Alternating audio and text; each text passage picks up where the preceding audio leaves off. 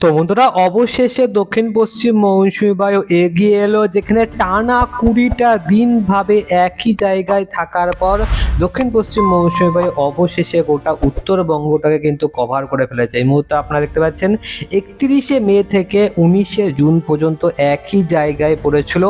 উত্তর চব্বিশ পরগনার ইসলামাপুর অঞ্চলে কিন্তু এই দক্ষিণ পশ্চিম মৌসুমী বায়ু থমকে ছিল, যার কারণে উত্তরবঙ্গে তুমুল আকারে ভারী থেকে অতি ভারী বৃষ্টিপাতের বিপর্যয়ের সম্মুখীন হতে হয়েছে গোটা উত্তরবঙ্গবাসীকে। উত্তরবঙ্গের হিমালয় পাদদেশের 5টি জেলা অন্ততপক্ষে সেই এলাকাগুলো ক্ষেত্রে কিন্তু ভয়ঙ্কর তাণ্ডবলীলা চলেছিল। তবে এই মুহূর্তে এই যে দক্ষিণ পশ্চিম মৌসুমী বায়ু, সেটা কিন্তু দক্ষিণবঙ্গটাকে কিন্তু কভার করে ফেলেছে, মালদা পর্যন্ত চলে এসছে।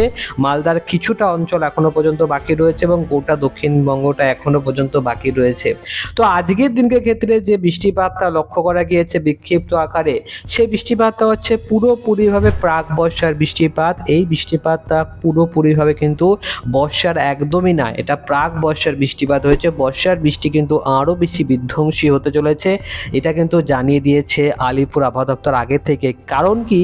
কারণ এবছরে কিন্তু লা নিনার এফেক্ট শুরু হয়ে যাবে এবং লা নিনার এফেক্ট শুরু হয়ে গেলে কিন্তু ঠান্ডা ঠান্ডা ভাবটা বেশি হবে। তো শীতকালে আরও বেশি শীত পড়বে এবং বর্ষাটা কিন্তু আগের বছরের তুলনায় এবছরে অনেকটা বেশি হবে।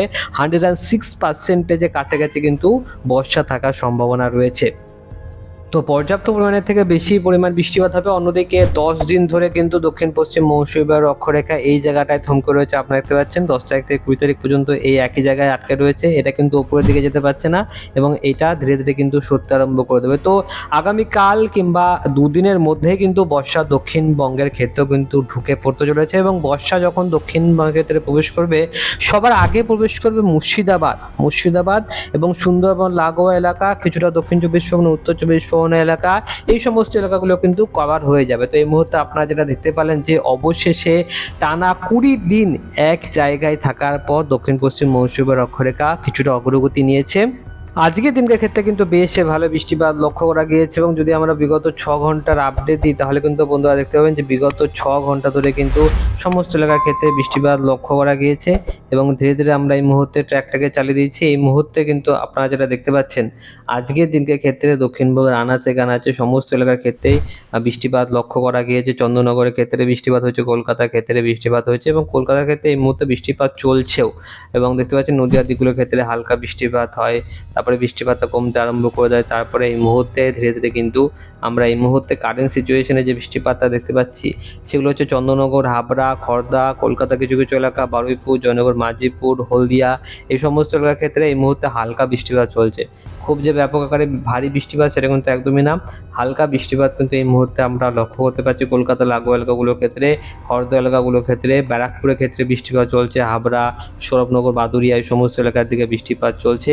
বাংলাদেশের ক্ষেত্রে সাতক্ষীরা, শ্যামনগর, পিরোজপুর, মাথাবিড়িয়া, বরিশাল, এই সমস্ত এলাকার ক্ষেত্রে, খুলনা দিকগুলোর ক্ষেত্রে বৃষ্টিপাত এই মুহূর্তে লক্ষ্য করা যাচ্ছে। তো এটা কিন্তু প্রাক বর্ষার বৃষ্টিপাত এখনো কয়েকটা দিন অপেক্ষা করতে হবে। 48 ঘন্টার মধ্যে কিন্তু দক্ষিণ পশ্চিম মৌসুমী বায়ু পশ্চিমবঙ্গের মূল ভূখণ্ডে মানে দক্ষিণবঙ্গে কিন্তু প্রবেশ করতে চলেছে।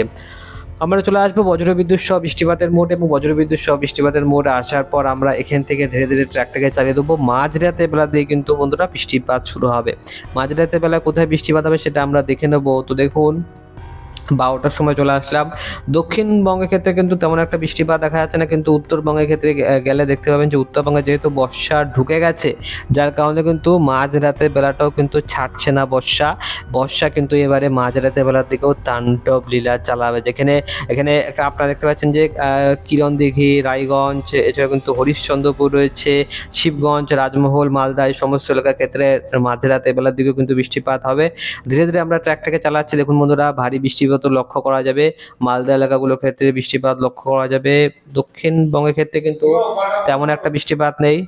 তো এই মুহূর্তে আমরা ধীরে ধীরে এখান থেকে ট্র্যাকটাকে চালাচ্ছি। দেখুন বন্ধুরা মাঝরাতের বেলা থেকে চলে আসলাম ভোরবেলার দিকে খানিকটা। তো বৃষ্টিপাত কিন্তু চলবে উত্তরবঙ্গের ক্ষেত্রে, কিন্তু 2 দিনাজপুর সহ মালদার ক্ষেত্রে বৃষ্টিপাত থাকবে। তার সাথে সাথেই বাংলাদেশের ক্ষেত্রে রংপুর বিভাগে ব্যাপক বৃষ্টিপাতের সম্ভাবনা থাকবে। কোচবিহার লাগোয়া এলাকাগুলোর ক্ষেত্রে বৃষ্টিপাত থাকবে।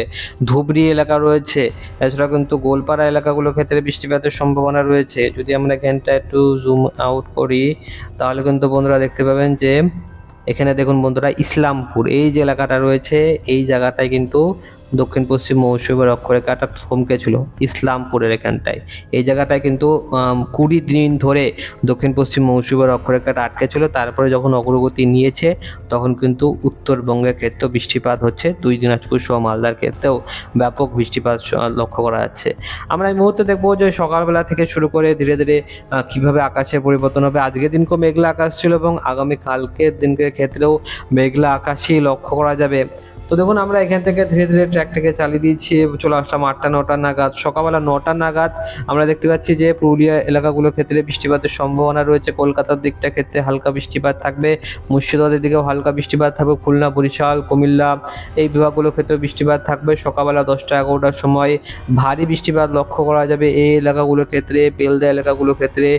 এছাড়া কিন্তু ভগবানপুর, সাবাং, বেলদা, কিশারি, ময়না, পিংলা এই সমস্ত এলাকাগুলোর ক্ষেত্রে মোটামুটি 20 মিলিমিটারের কাছাকাছি বৃষ্টিপাত দেখা যাচ্ছে এই মুহূর্তে। এবং যদি আমরা এখানে জুম ইন করি তো পুরুলিয়া, বাঁকুড়ার দিকগুলোর ক্ষেত্রেও বৃষ্টিপাত লক্ষ্য করা যাবে। এখান থেকে ট্র্যাকটাকে চালিয়ে দিয়ে চলে আসলাম 1টা নাগাদ। তো দেখুন 1টা নাগাদ কিন্তু মারাত্মক ভারী বৃষ্টিপাতের সম্ভাবনা থাকবে আগামী কালকের দিনকের ক্ষেত্রে, যেখানে সাবাং, ভগবানপুর, বাজকুল, ময়না এখানটা কিন্তু প্রায় 50 মিলিমিটারের কাছাকাছি। দেখুন এখানটা আপনারা 50 মিলিমিটার বৃষ্টিপাতের সম্ভাবনা রয়েছে। বিধ্বংসী অতি ভারী বৃষ্টিপাতের সম্ভাবনা থাকবে খড়গপুর, কোলাঘাট, কলকাতা, আরামবাগ এই সমস্ত এলাকার ক্ষেত্রে। ধীরে ধীরে আমরা এখান থেকে ট্র্যাকটাকে চালিয়ে দিচ্ছি। দেখুন আপনারা এখানটায় গোটা দক্ষিণবঙ্গ জুড়ে কিন্তু তাণ্ডব লীলা শুরু করে দিয়েছে। প্রাক বর্ষার বৃষ্টিপাতই এরকম ভয়ঙ্কর দেখাচ্ছে, যখন বর্ষাকালে বৃষ্টিপাত আসবে তাহলে কতটা ভয়ঙ্কর পরিবর্তন করতে পারে আপনারা বুঝতে পারছেন। তাহলে এগুলো কিন্তু সবই প্রাক বর্ষার বৃষ্টিপাত। বর্ষা এখনো পর্যন্ত দক্ষিণবঙ্গে পুরোপুরিভাবে ঢোকেনি, এটা উত্তরবঙ্গ পর্যন্তই এই মুহূর্তে থমকে রয়েছে। তবে যেহেতু বর্ষার অগ্রগতি একবার নিয়ে নিয়েছে, একবার 20 দিন এক জায়গায় আটকা পড়েছিল, এরপরে কিন্তু আর আটকা পড়ে থাকবে না, এবারে কিন্তু সজোরে গোটা দক্ষিণবঙ্গটা কিন্তু কভার হয়ে যাবে। তো আপনারা যারা দেখতে পাচ্ছেন যে মেহেরপুর এই সমস্ত এলাকাগুলোর ক্ষেত্রে, মুরাগাছা, চাপড়া, এছাড়া কৃষ্ণনগর এলাকাগুলোর ক্ষেত্রে মান্তেশ্বর, পাটুলি, দেবগ্রাম এই সমস্ত এলাকার ক্ষেত্রে কিন্তু প্রায় ব্যাপক আকারে ভারী থেকে অতি ভারী বৃষ্টিপাতের সম্ভাবনা থাকবে। মোটামুটি কিন্তু বিধ্বংসী ভারী থেকে অতি ভারী বৃষ্টিপাতের সম্ভাবনা গোটা দক্ষিণবঙ্গ জুড়ে আগামী কালকের দিনকে লক্ষ্য করা যাবে। এমন কোনো জেলা নেই যে জেলার ক্ষেত্রে আগামী কালকের দিনকে বৃষ্টিপাত হবে না। হালকা হোক বৃষ্টিপাত, কিন্তু বৃষ্টিপাতের সম্ভাবনা থাকবে। এবং বৃষ্টিপাতের সম্ভাবনা হলে কি হবে, তাপমাত্রাটা কিন্তু অনেকটা কমে যাবে। এই মুহূর্তে রিয়েল টাইম ফিলিং যে টেম্পারেচারটা রয়েছে সেটা কিন্তু অলমোস্ট আপনারা বলতে পারেন যে 14 থেকে 20 ডিগ্রি কাছাকাছি কিন্তু তাপমাত্রা কমে গিয়েছে এক ধাক্কায়। 14 থেকে 20 ডিগ্রি কিন্তু আপনাদের তাপমাত্রা ফিলিংস হচ্ছে। 2-3 দিন আগেও কিন্তু তাপমাত্রা প্রায় 38 ডিগ্রি কাছাকাছি ছিল। 38 ডিগ্রি তাপমাত্রা থাকলে কি হবে, এই যে অসহ্যকর যে একটা ভাবসা গরম ছিল, মানে আর্দ্রতাও ছিল কিন্তু 75% 80% ছিল, যার কারণে আর্দ্রতা এবং তাপমাত্রা সহযোগে যে রিয়েল টাইম ফিলিং যে টেম্পারেচারটা হতো 2-3 দিন আগে, সেটা ছিল 50 ডিগ্রি কাছাকাছি ওই দুপুরবেলা 1টা-2টোর সময়।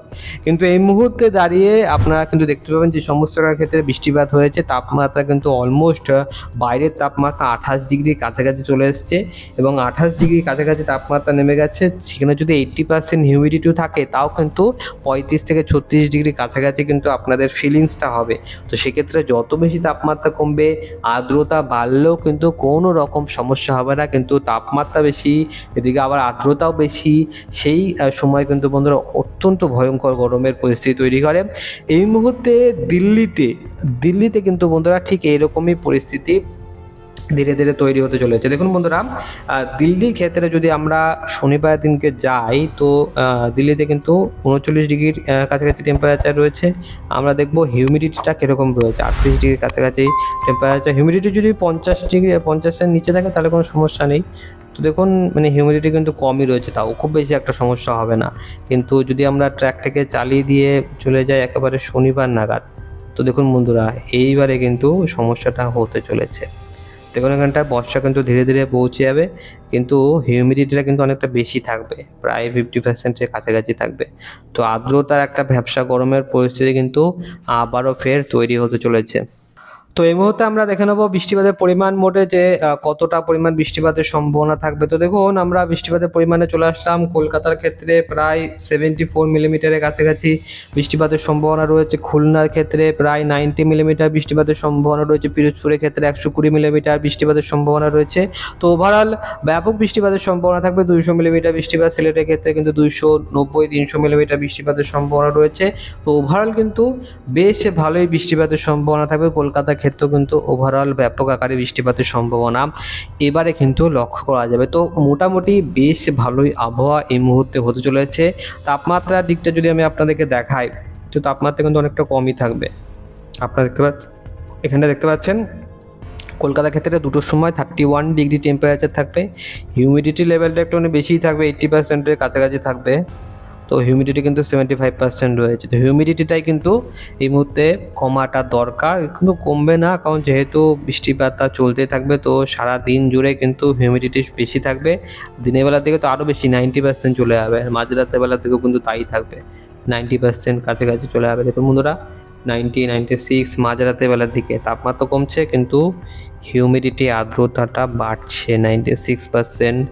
সকালবেলার দিকটার ক্ষেত্রে 96% চলে আসছে। 100% হিউমিডিটির মধ্যে 96% আর্দ্রতা রয়েছে। তো মোটামুটি এরকমই কিন্তু আবহাওয়া হতে চলেছে। বেশ ভালোই মনোরমদায়ক আবহাওয়া ধীরে ধীরে তৈরি হবে, তবে হিউমিডিটি লেভেলটা একটুখানি বেশি থাকবে।